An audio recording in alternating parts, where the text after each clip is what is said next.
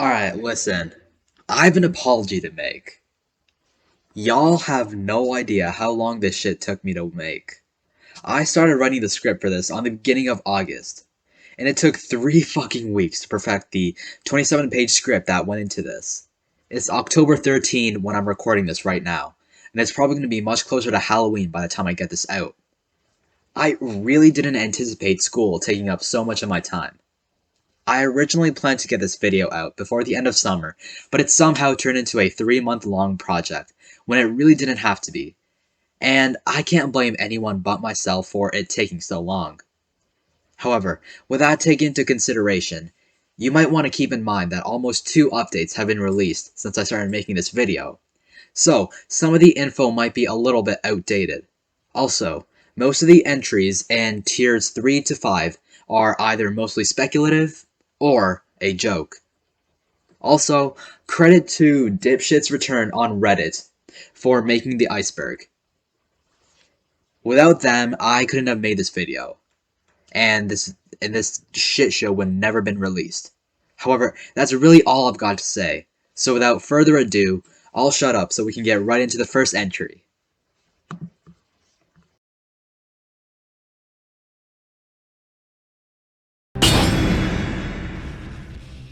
Outfits are, in my opinion, a pretty self-explanatory entry. Outfits are items that drastically change your appearance depending on which one you wear. There are around 115 in the game right now, as of patch 30, and they can all be obtained in a number of ways, but they all require cells to unlock apart from a select few that are always available. Before I talk about aspects, I'll give you guys a brief rundown of what mutations are, since they're both technically related. The official wiki says that mutations are passive items that modify and increase the abilities of the player in various ways. They give several different effects, such as making you invisible after killing an enemy, giving you extra damage if you're near one, or healing from parrying melee attacks. As of patch 30, there are 52 mutations in total, 12 for brutality, 12 for tactics, 13 for survival, and 15 that are essentially colorless, and instead scale with your highest stat. And aspects are basically mutations on steroids that can drastically decrease the game's difficulty based on what they give you. They give specific effects that boost and synergize with certain weapons and mutations to make you as powerful as possible.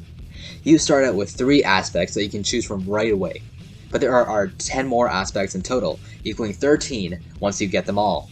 To keep the game somewhat balanced after all of that, the devs made it so that you can only use one at a time, and you can't switch them once you leave prisoners' quarters. There are currently only 4 DLCs in Dead Cells, divided into a trilogy in a standalone title. The Rise of the Giant DLC was a free one that launched on the 28th of March, 2019 for PC and included 4 new areas, and the game's first canon ending. It introduced the 5th boss cell difficulty, which I'll get into later, and a completely new area after the Hand of the King. The Road to the Sea DLC trilogy consists of 3 titles: The Bad Seed, Fatal Falls, and The Queen and the Sea. Each DLC introduces tons of new lore, and it introduces new characters such as the Gardener and the Queen, which the DLC story mainly revolves around. The 3 DLCs provide an alternative route to the entire island, and introduce the game's alternative ending as well. The world of Dead Cells as we know it is an unwelcome one, with bloodthirsty monsters at each corner of the island wanting a piece of you. The malaise is the main cause of the island's downfall. The malaise is an insanely infectious disease, which rapidly spread over the island and infected about every single living being. The symptoms include vomiting blood, itchiness, headaches, bellyaches, and blurry vision. If untreated, the malaise would mean certain death. Sometimes, the disease would mutate and reanimate its victim's body, creating the aggressive, brainless monsters that we encounter throughout our run. The concierge and the conjunctivitis were both byproducts of the malaise. There are a few theories of what might have caused it, including the crystals in the Giant's Cavern, the sap in the slumbering sanctuary, an infection in the toxic and ancient sewers, among other things. The alchemist, who's also implied to be the collector, strove to find a cure for the malaise, which in the end proved successful, albeit there's a certain catch that I'll get to. Anyways, the alchemist found a way to reduce symptoms of infection, and a way to slow down mutations. These are most likely the cough syrup in the various food shops scattered throughout the map. and they were most likely created with a sap from the slumbering sanctuary, which he suspected to be the cause, and a potential cure. Other lore rooms reveal that the Timekeeper also contained the Malaise by manipulating time, weakening her own abilities in the long run. However, in the true ending, the Collector is revealed to be the Alchemist in some of his dialogue, where he revealed his very last attempt to create a cure. The Alchemist takes all of the beheaded cells and creates the Panacea, a legendary medicine that cures all diseases. The Panacea worked. It cured the Alchemist, but it also drove him insane, forcing the beheaded to fight and kill him, which effectively got rid of the only cure for the Malaise, rendering all the Alchemist's work useless and dooming the world for good. There are 6 levels of difficulty in Dead Cells.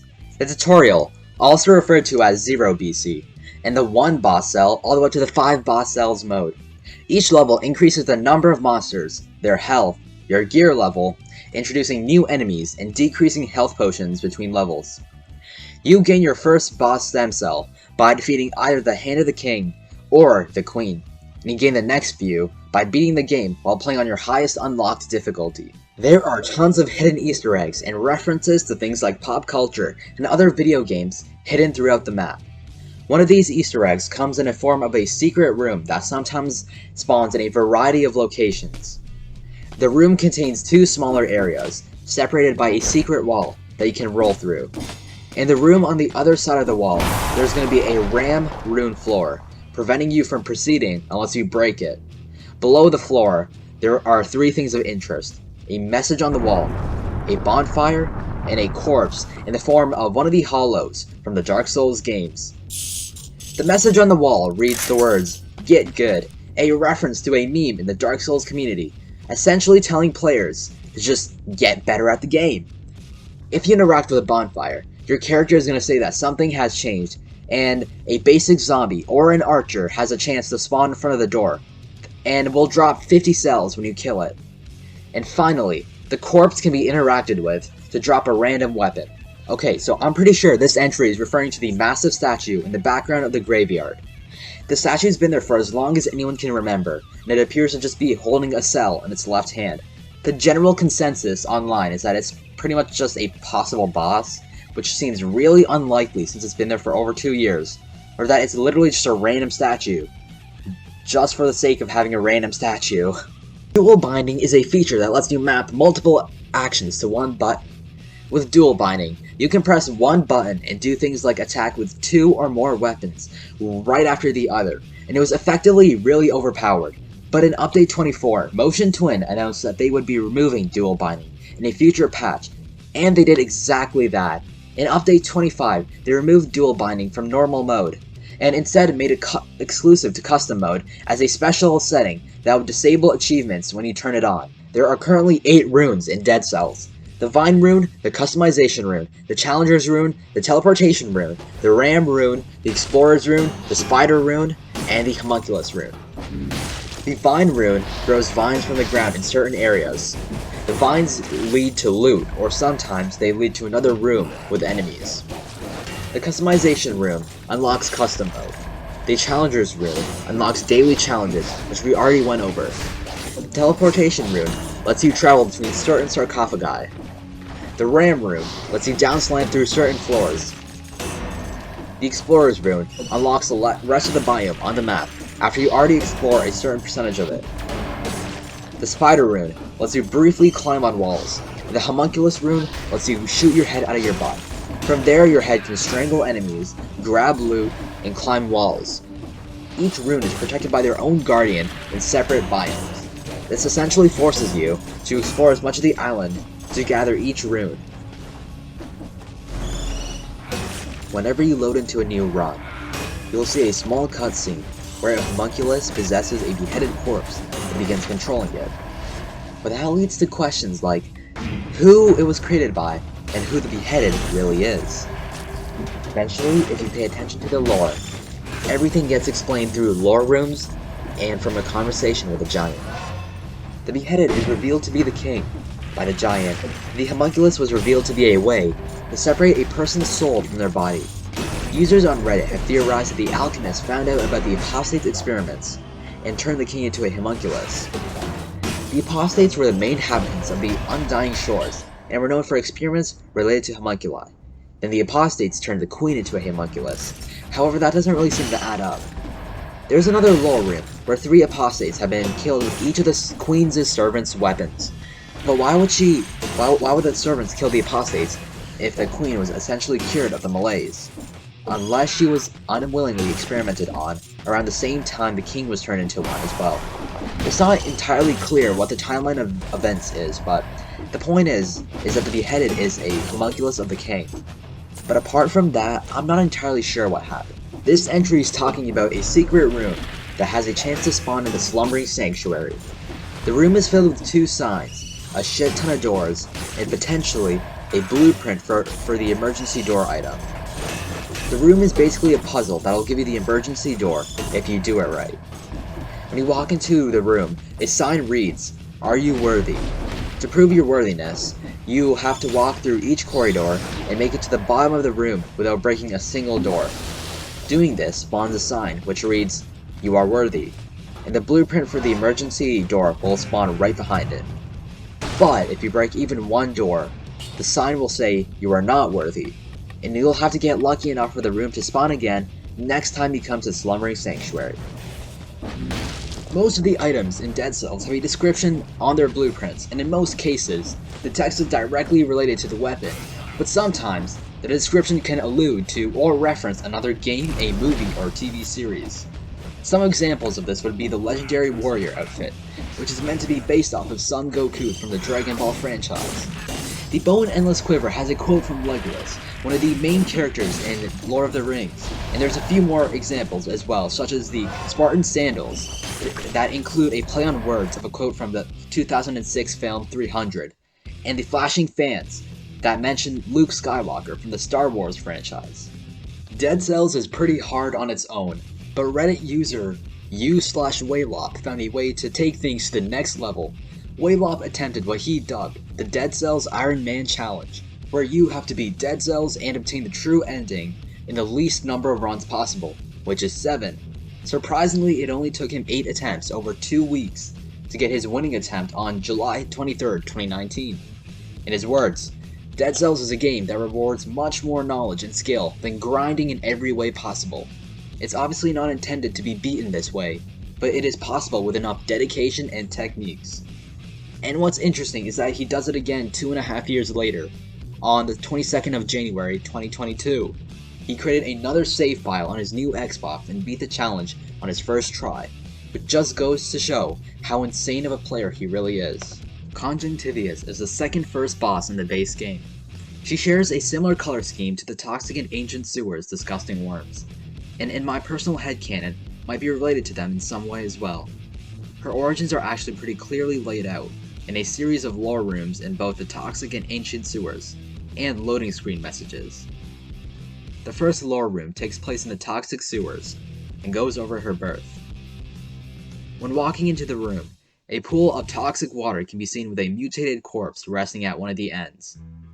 When examined, the beheaded notes that one of the corpse's arms mutated into a tentacle, and that there is also a green trail of slime leading away from the corpse into a small hole in the wall behind the pool. This suggests that Conjunctivius might have been developed in the malaise itself as a parasite of some sort. The rest of the lore rooms show that she eventually made her way to the ancient sewers, where she continued into her adolescent and adult life, where the king's guards imprisoned her in the insufferable crypt. The loading screen for the insufferable crypt reveals that the guards threw corpses down there to feed her, but when they succumbed to the malaise, she was left to starve until we find her. If you want to know more about her, the Inhuman One made a great video going over her story, which I actually used as research for this video. I'll put a link in the description if you're still interested. In one of the lore rooms in the clock tower, it's revealed that the timekeeper constantly resets the time every day to make it so that every boss and enemy you encounter is brought back to life. However, the Collector and Gillen both remember you, which wouldn't be possible unless they were somehow outside of the time loop. And also, the tutorial knight seems to stay dead after your last encounter with her, leading us to believe that she might also be out of the time loop, or that the time loop is picky about certain people. Either way, It doesn't really make much sense. In the toxic sewers, you'll find an unnamed NPC behind bars. Once you interact with him, he'll explain how he lost his rune, while also alluding to the fact that it wasn't his, and he'll basically send you off to find the rune. Later on in the level, right before you encounter the teleportation rune's guardian, you'll meet him again, and he'll encourage you to keep going. Once you defeat the slasher guarding the rune, you'll meet him once again, and this time he'll show his true colors by trying to claw at you and steal the rune when you refuse to give it to him. In later runs, you'll find a lore room filled with sarcophagi, and his corpse being crushed by a falling sarcophagus. In the corner of the room, you'll find a teleporter that, once you interact with, it'll teleport you to a room filled with a treasure chest, which explains why I wanted the rune so bad. However, on later runs, he can spawn very much alive, and his lore room will also spawn, which really doesn't make sense if you think about it. According to the wiki, the art in the High Peak Castle depicts certain NPCs, and even the Dead Cells Island. There's a painting of the Tutorial Knight, the Giant, and even a teaser for the Queen of the Sea DLC, which featured a portrait of the Queen and the King, which gave us the first look at the DLC, months before it even dropped on YouTube. Mushroom Boy was the third pet to be added to the game in 2020. It looks exactly what it sounds like, a small mushroom that goes around headbutting enemies. But the Mushroom Boy can also be used in other ways. For one, Mushroom Boy can be detonated to make a pretty big explosion, but a part of you will always die inside every time you do it. The detonation ability can be put to use in the Morass of the Banished to satiate Mama Tick's hunger. Explaining what this means will kinda have to force me to go over some of the Morass of the Banished lore, but this video is long enough, so fuck it. Okay, so basically, the Morass is filled with people who are banished from the main island. These people were mainly the poor and the diseased. In the Morass, they had to deal with the gigantic ticks that would prey on them.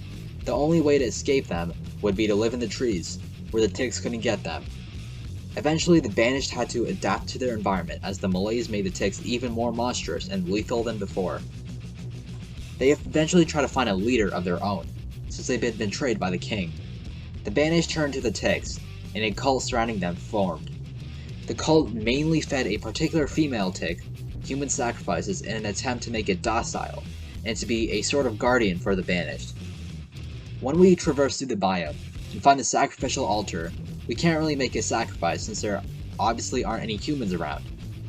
But a lore room with a Mushroom Boy can spawn in the level, and detonating the Mushroom Boy in front of the altar will render it a viable sacrifice and prevent Mama Tick from spawning in the next biome. Making the sacrifice will give you the Pact with the Devil achievement if it's your first time. Every single item in Dead Cells has a level attached to it, and that level can dictate how many affixes it has and how much damage it does. For example, level 1 weapons and amulets generally don't have an affix, but level 20 weapons can have around 6, give or take. The highest base level for a weapon is 12, and it's worth mentioning that a weapon's base level is the Roman numeral beside the name. But there's also either a letter or 1 or 2 plus signs that also affect the weapon's level.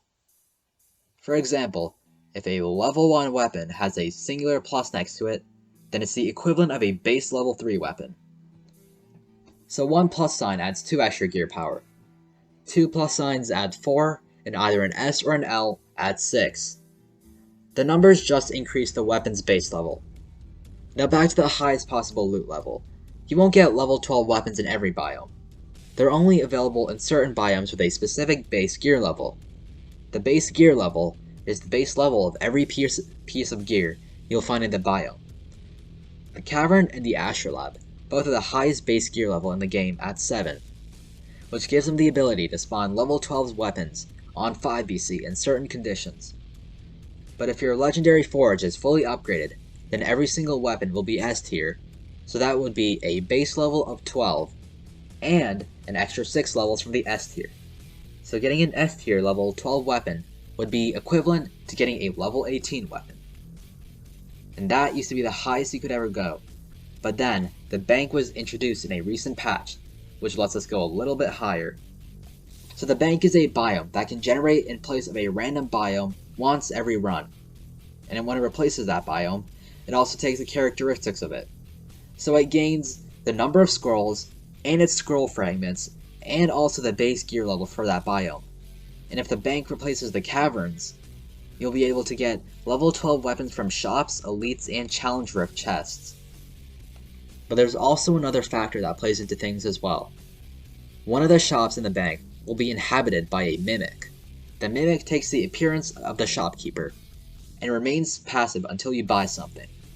As soon as you buy something, the mimic will reveal itself by eating the shopkeeper and begin fighting you. If you manage to kill it, you'll be rewarded pretty decently.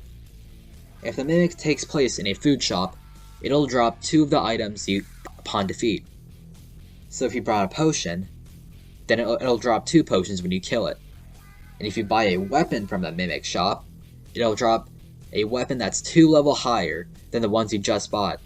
So on 5BC, if you purchase a level 12 weapon from the shop and kill the mimic, it'll give you a level 14 weapon at base. But if your legendary forge is fully upgraded, it'll automatically have an S tier as well, giving it 6 extra levels, making it equal to a level 20 weapon. And that's the highest you can go as of patch 30. I'll admit, I had a lot of trouble finding stuff for this one, but I think it's referring to this one lore room in the bank. The lore room is filled with a bunch of ripped merchant bags, which meant someone was deliberately searching for and killing mimics. But the next part of the lore room kinda gives us the answer. If you continue past the ripped bags and roll through a secret tunnel, you'll find a cowering Gillen. Once you talk to it, it begins explaining that something attacked its friend, and it was forced to kill not just the large ones, but the medium and small ones as well. From this we can kinda infer that a family of mimics attacked 2 Gillens, and they were killed off by the survivor. This gives us a ton of information about mimics as well, like that they have families and that they get bigger as they mature. But that's pretty much about it.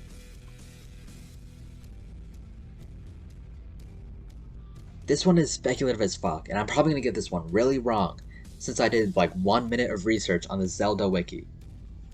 For those who aren't familiar with the Legend of Zelda franchise, the Triforce is a relic that's made of 3 golden triangles. The top triangle represents the Triforce of Power, the right one represents courage, and the left one represents wisdom.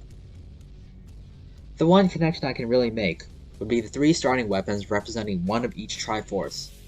So I matched the 3 weapons as best as I could.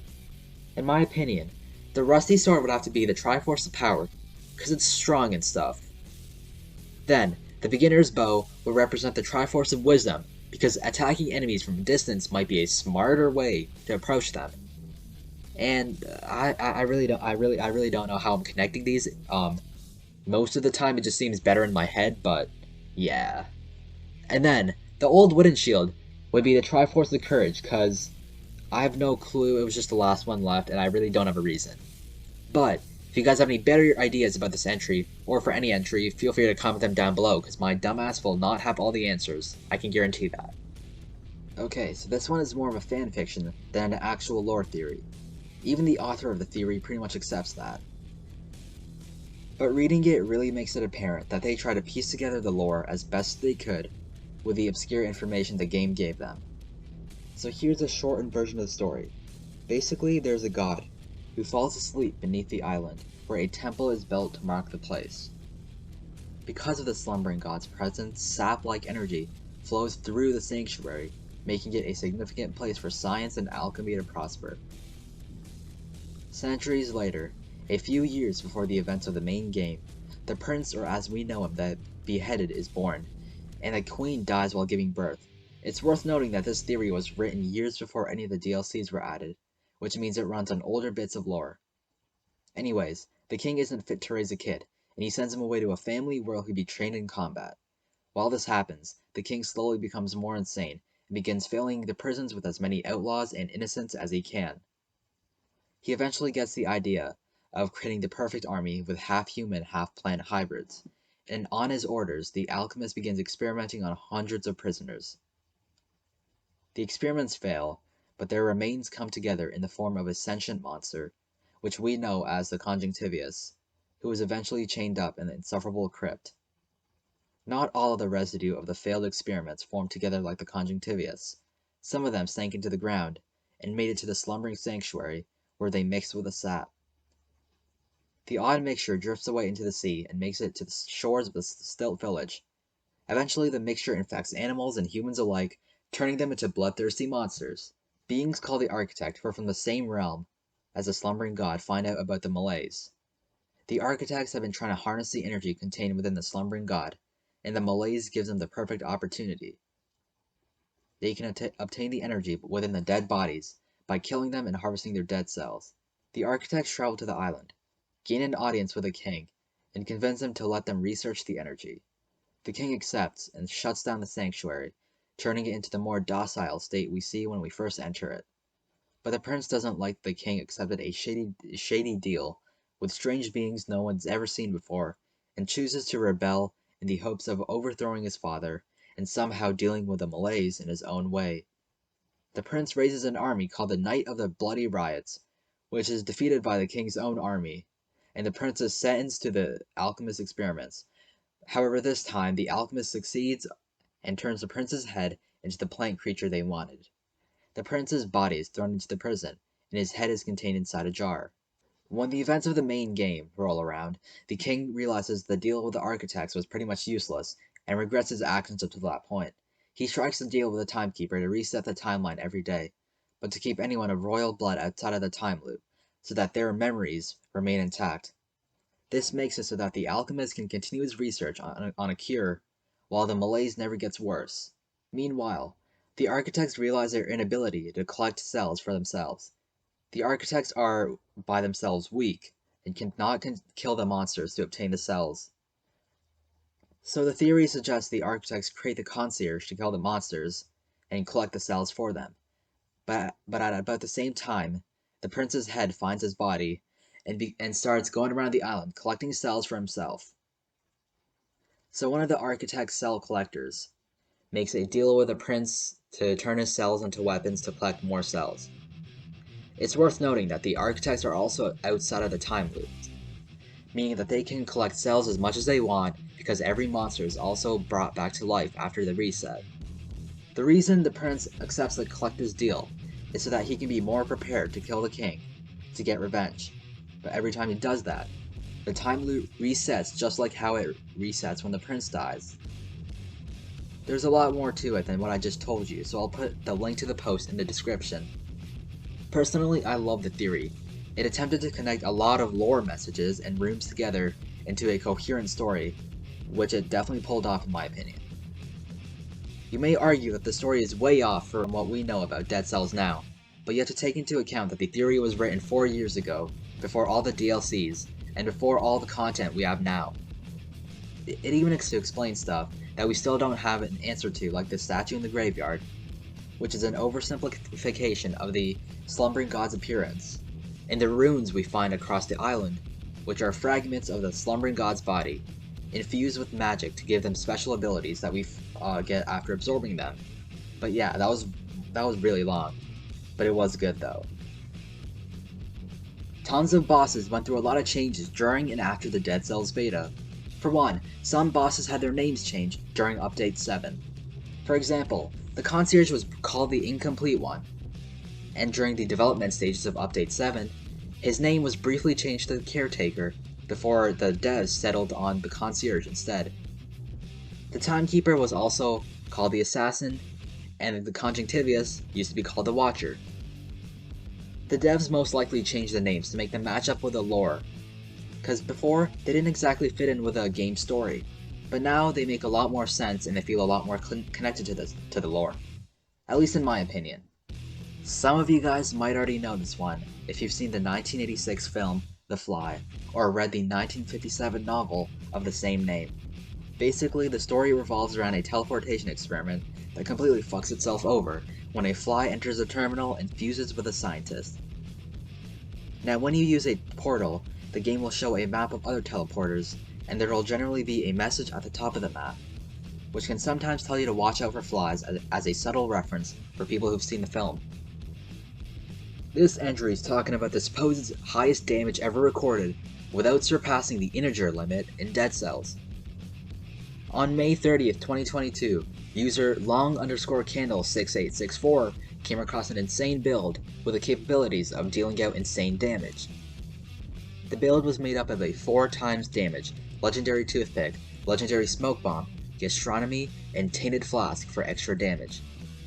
It's also worth noting that this number was achieved before Update 30, which is when legendary items still scaled with 2 colors instead of 1.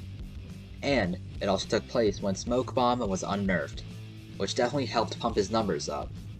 Super Elites are a fan-made concept art where Twitter user Pelko_P, also known as Elko, created unique designs for certain enemies' elite forms. And they also created super elite forms for these enemies as well. They redesigned the elites in a way that would better indicate that they're different or stronger than regular enemies, instead of just making them bigger like Motion Twin did.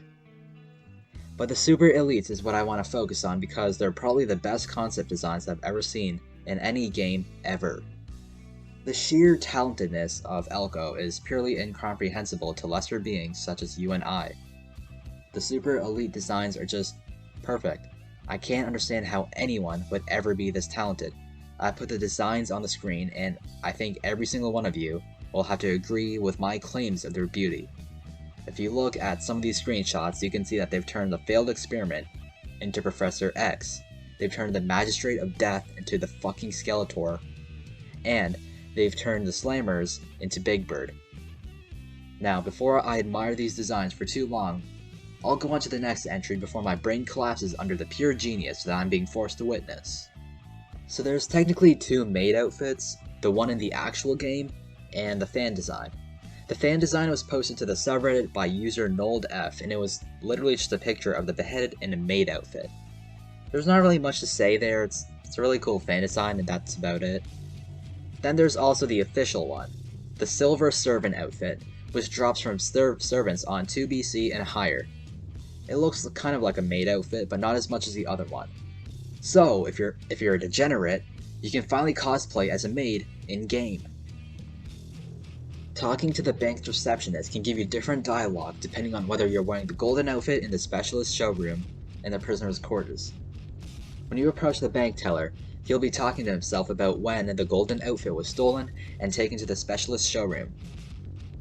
The bank receptionist notices the outfit you're wearing and promises not to report you if you help take care of the bank's monster problem. I find it kinda cool because you find out that one of the specialist showroom items was stolen, which might mean that the other weapons were also taken from their rightful owners. That's interesting to me because it would mean the hunter's grenade might have been taken from someone who was also hunting for blueprints, but we have no way to find out who that is. The Queen is probably one of the most talkative NPCs in the game, and one of 3 bosses to speak to us while we fight her, the others being the Timekeeper and the Collector. She also has different dialogue depending on the number of times we fight her, and she also apparently seems to recognize us. However, when you wear the King's outfit and face her, she has a bit of different dialogue from her usual diatribe about whatever the fuck she talks about. When you first meet her, she says, "And here comes my beloved husband, trying his best to save his own skin once again. I'm sorry, my love, but I can't let you reignite the beacon. I'll stop you even if it means killing my husband and king." This means that she's completely aware of everything he's done to stop the Malays, and didn't approve of it. It also seems to imply that she still loves him and dictates the lengths that she's willing to go to keep the Malays contained. If you kill her while wearing the King's outfit, she curses the Malays and wishes for things to have gone differently.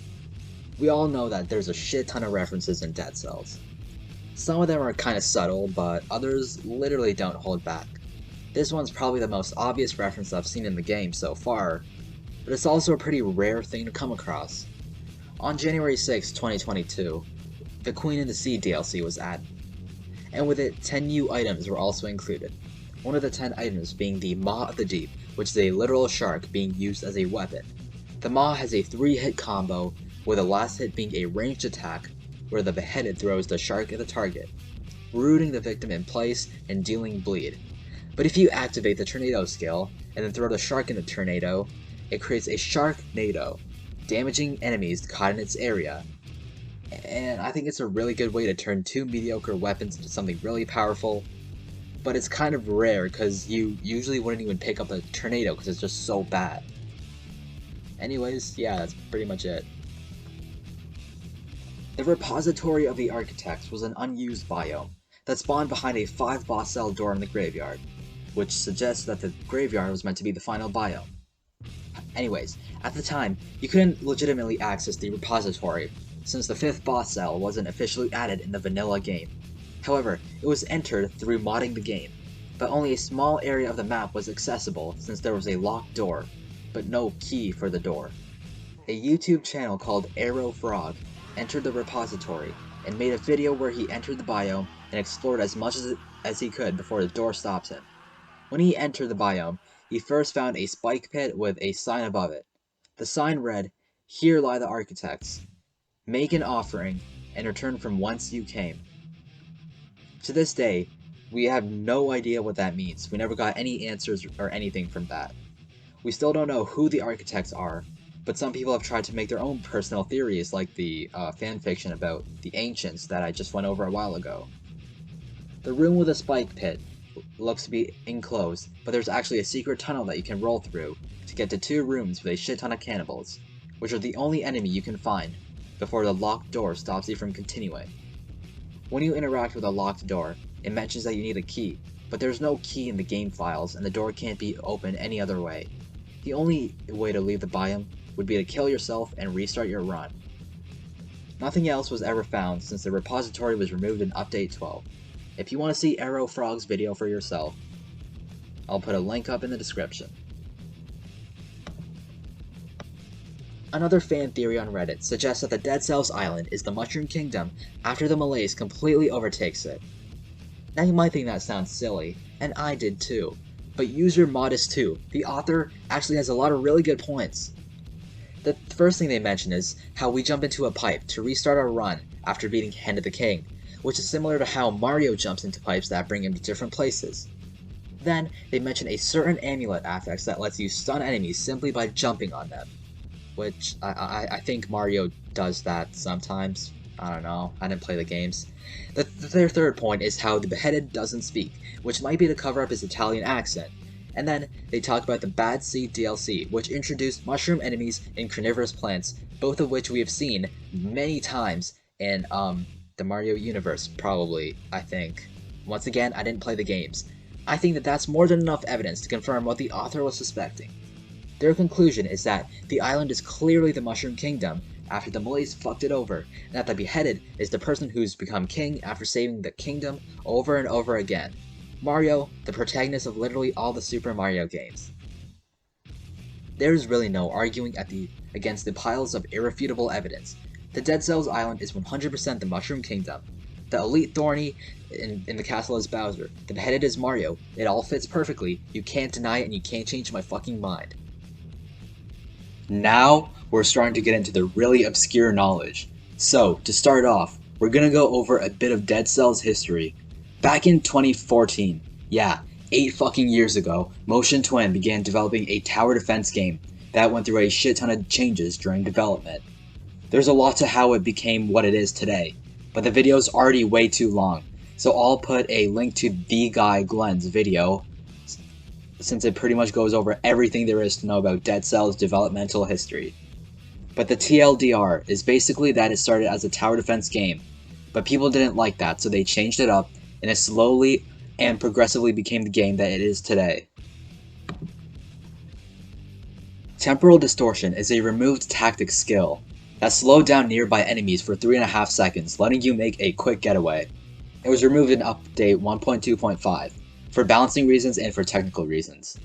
But, you can still get the weapon by modding the game, since it was technically never removed from the game files. There's been theories revolving around the existence of a 4th servant, stemming from the description of the king's servant's outfit, which outright asked us if there might have been a 4th servant. This servant might have belonged to the king as well, and some people speculate that it might literally just be the hand of the king, but it's never been officially confirmed, and we don't have any lore to back it up anyways, so take that as you will. As of Update 30, only 2 enemies have ever been removed, the running zombie and the lieutenant zombie. The running zombie is literally a smaller, blue version of the regular zombie, with the same claw attack as the regular zombie, and the lieutenant zombie that only spawns in the Stilt Village. The lieutenant was just a smaller zombie with the same claw attack, but they could only be spawned by elites. However, they were removed in 1.3 when elite enemies were reworked, and the ability to summon enemies was removed. By now, most of y'all should have heard about the architects. The general consensus in the community is that the architects are actually the devs themselves, which is backed up by a rare lore room in the graveyard, and would have some interesting lore implications for the repository of the architects. Sometimes a lore room with 12 graves can spawn. These 12 graves have the names of some of the game's main devs, and some references to the devs, like a few music instruments scattered in Valmont's alcove. Overall, the lore room doesn't mean much in relation to the actual game's lore. It's just a nice little way to recognize the devs who spend tens of hundreds of hours getting new updates out regularly. A really broken trick not many players are familiar with is rolling for the healing affix on the Lightspeed skill. Lightspeed technically has two attacks to it. The first one takes place when you first activate it and dash forward. The second one is when you press the button again and dash back. What some people don't know is that both attacks have their own unique affixes, so you can re-roll for different affixes on either attack phase. The backward dash on Lightspeed has a really broken affix that heals you for 15% when you activate it, meaning you have infinite heals if you wait long enough. To make things even better, the affix isn't even that rare. It has a really good chance of spawning each time you re-roll, so you might even just get it first try. To get the affix, you need to be in the passageway between biomes and activate Lightspeed, and talk to Gillen to re-roll the Lightspeed's affixes before it runs out. All shopkeepers speak to you when you interact with them. They usually say stuff like, "Are you gonna buy anything?" or "What do you need?" However, if you repeatedly talk to them, they'll get more and more annoyed before eventually calling you an idiot and restarting their dialogue sequence. However, if you go into custom mode and turn every item off, the shopkeeper will tell you that he doesn't have anything to offer you and tells you to scram. But if you're unlocking the Vorpan, he'll tell you how there's nothing good to cook, and tell you that you might as well take it before wishing you good luck and farewell. And if you're carrying the Vorpan and the tentacle, he'll comment on how you are a man of great taste for eating grilled tentacles. Currently, there are only 3 removed mutations: Sadism, Fireworks Technician, and Efficiency. Sadism gave you extra DPS when you're near an enemy that's taking poison, bleed, or burn. Fireworks Technician would reduce your grenade cooldowns, and Efficiency would reduce all skill cooldowns. They were all removed in version 1.1 with new mutations to replace them in an effort to rework cooldown reduction. This one's a bit complicated, but I'll try to make it make sense. The Foundry update, also known as Update 5, rebalanced the stats scaling system to make it more like what we have today. But before that, the devs were still experimenting with ways to make stat scaling more balanced. The first type of stat scaling didn't work with the same categories we have now. Instead of brutality, tactics, and survival, you had strength, skills, and health. Weapons didn't have colors, and choosing to level one stat up would completely neglect all your other stats. For example, if you leveled up strength, your weapons would get stronger, but your skills' damage, your cooldown, and your health wouldn't gain anything. If you leveled up health, you wouldn't do any damage with weapons or skills, but at least you wouldn't get one-shotted by enemies. However, people realized that the system that was currently in place had a lot of problems, so the devs took it upon themselves to fix it. The second version of stat scaling finally introduced something similar to what we have today. Colored stats were introduced, and all weapons and skills were sorted into one or two of these categories. Brutality would include all weapons except shields, tactics included all skills, and survival had shields. Some weapons, however, had 2 colors, and colorless items were also introduced. This time, choosing one stat wouldn't just screw you over in other aspects. Now, brutality raised all red items' damage and gave you 18% more health. Tactics buffed skills and reduced all their cooldowns. Survival buffed shields and gave you 40% health. But the devs didn't stop there. In Update 5, scaling was rebalanced again in a more familiar way. Now, all colors gave 15% more damage to weapons of their color, and gave 50% health each. and the health gain went down as you got more scrolls of the same type. They also messed around with the weapons pool to give tactics ranged weapons this time. Obviously, they kept making small changes every once in a while to make it similar to what we have today, but Update 4 and 5 gave us a better look at a much greater system that the devs would adopt for the official release. The Fisherman is a pretty old NPC that was once removed and then reintroduced a few years later. When he was first introduced, he would spawn in the pier and talk to the player and bid them farewell before impaling them with a tentacle to restart their run. But he was removed in Update 6 when Hand of the King was introduced. He was later reintroduced in Update 27 with a Queen in the Sea DLC. He'd leave a letter for you in the prisoner's quarters, telling you to meet him in the toxic sewers, and once you'd meet him, he'd tell you about his plan to leave the island. However, if you have a save file that was made during the early access versions, where the fisherman was still around, he'll instead mention that he recognizes you, confirming that the two fishermen are the same person, and he'll also apologize for impaling you, claiming he was only doing his job. Whatever his job was, and whoever put him up to it, will never know. This one might completely challenge your perception of the game, but it's necessary to understand what I'm about to say. Now when you all come to the shop, most of the time you might just ignore the shopkeeper entirely, which is completely understandable.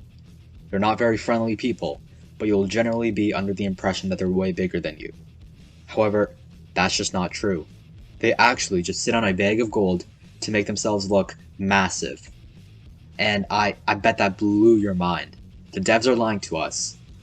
There's really only one thing I could kind of link to this entry, and it's a really subtle remark that the tutorial knight makes on your third and last encounter with her. When you meet her after dying twice, she mentions that the surrounding area looks odd, but that it would look better when you and the collector fill up all the flasks. This implies that she also knows who the collector is, but that's not exactly important right now. After that, she asks if you're working on it, and she'll say that you obviously are, just like all the others. The beheaded makes a confused gesture at this, but she never elaborates. Whenever you try to talk to her after that, she'll only ask if you're going to continue your run and fucking die next time you see her. The interactions make a few really big lore implications. One, that she knew of the collector in some way, and that's a pretty big reveal on its own.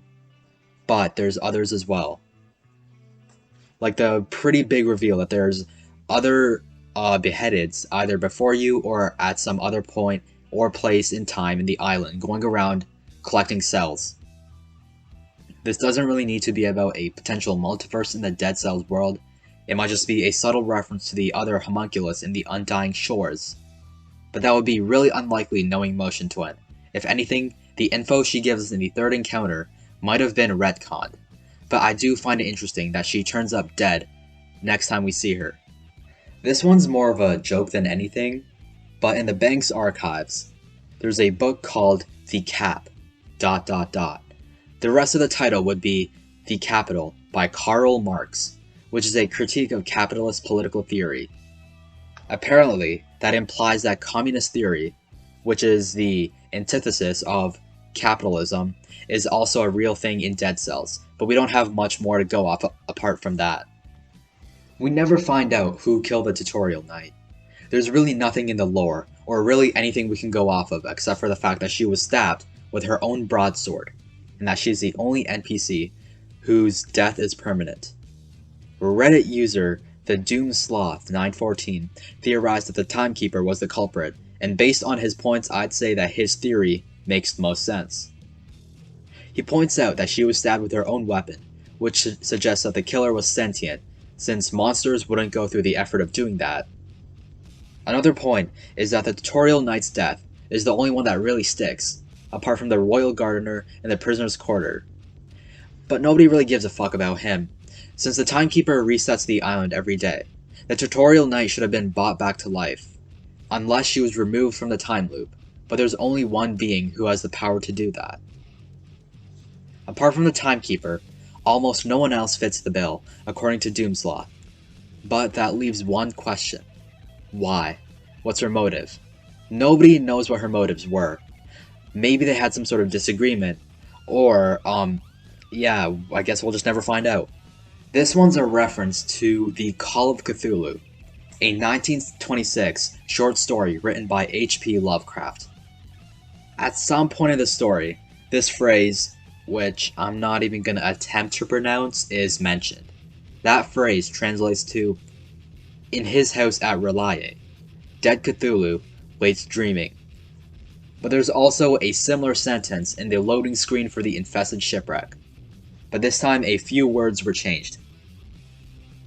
Now, if you replace those words, you get, "In his house at Dober, dead Staffy waits dreaming." I have no clue where Dober is, but I think Staffy refers to the leg huggers. In medical terms, staph refers to a type of medical infections that affect your blood, or at least that's a really dumbed down version of it.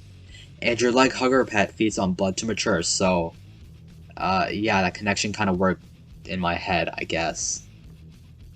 It is finally the last entry in this long video. I cannot explain in words how happy I am to not have to do this shit anymore. Anyways, the tailor has a shop in the prisoner's quarters, and he changes your outfits for free, complimenting you every time. One of his compliments reads, "If only Carl could see you now." This bit of dialogue is implied to talk about Karl Lagerfeld, who was the creative director of French fashion company Chanel from 1983 until his death in 2019.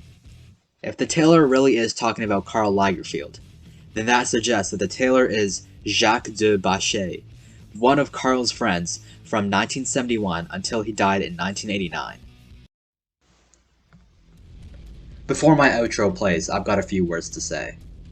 I just want to thank y'all for being fans. You have no idea how much it means to me. And I also want to thank you for making it to the end of this shit show. This video might have sucked, but it's also the one video I put the most effort into, which is why I think it's the best one on my channel, which might say more about me and my content than it does about this video. It's also the longest video on my channel, in a few ways. It's the longest video that isn't just a Twitch VOD, and it also took me 3 months to make. Over those 3 months where I haven't been active, I've gained over 50 subs, which is just insane. So I guess this is kind of like a 100 and 150 sub special. Anyways, this video is long enough already. Simply, if y'all enjoyed, make sure to like and subscribe. But that's really all I've got to say. Peace out, everybody. Thanks for listening.